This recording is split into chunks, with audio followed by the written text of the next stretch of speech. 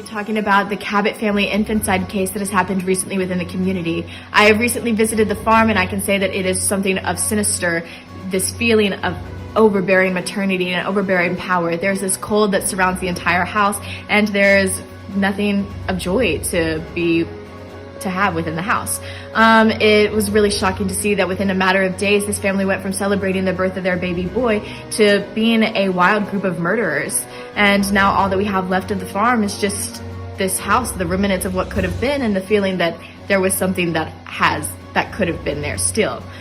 So we are going to be interviewing some of the people who had close connections to the Cabot family, and we're glad that you joined us. So let's get the inside scoop. Welcome to the Oprah Show. Today we are joined with special guest star Minnie, next door neighbor to the Cabots. Minnie, would you mind telling us a bit about yourself? Well, my name's Minnie, but people call me Min. I was born in Massachusetts. My dad was a broker there. But he spent himself up in the bottle, and so eventually we had to move, and that's how I ended up in that little cottage I own near the Cabot farm. I've lived there for 30 years. Describe your relationship with the Cabot men. Well, I had sexual relations with all of the Cabot men. Ephraim, Sim, Peter, even little Evan. He's so young and such things. All of them visited me occasionally. And what were your thoughts surrounding these interactions with them? Well, I didn't quite appreciate it, not one bit. I suppose no one can't possibly understand what it means to be a woman, to be entirely in service to some neighbors. So were you silent or were you silenced?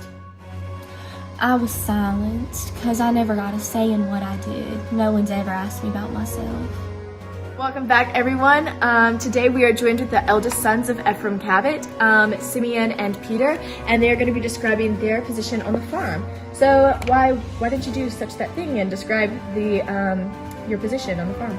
We was just like hired help. All we did was work and work. And what kind of work was this? We moved stones, built fences. We were out there from sun up to sundown. And how did your relationship with your father play into this? He was the reason we always was working. He'd been doing this all his life, so if he was out there, we were there too.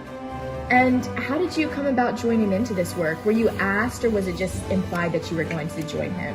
No, that's just what was expected of us. We just knew that's what we did. We worked for him. Pa had that way about him. You just had to figure out what you were supposed to be doing and get to it quick, or else he'd make sure you did.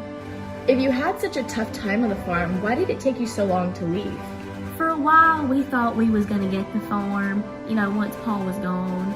But when we finally figured out that we wasn't gonna get it, we just didn't feel like fighting for what we wasn't gonna get anymore. All right. Well, thank you so much for joining us today. It was a great pleasure having you. Good luck in California. And here's your hat, sis. Thanks, Maya. Back. We are here with our final interviewee into the Cabot family infanticide. Today we are joined with the sheriff, and he's going to be describing to us the crime scene and the court proceedings for Abby and Evan. So let's jump right into it, and why don't you describe to us the crime scene that you found? Well, there's nothing much to say except, everyone knew Abby and Evan done it. Just such a shame they lost that pretty farm. Yeah. And so when you entered the crime scene... Man, you never seen such a farm.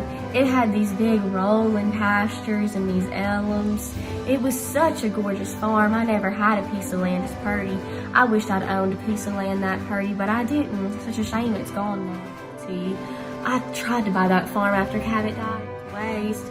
It would have made someone a mighty important person.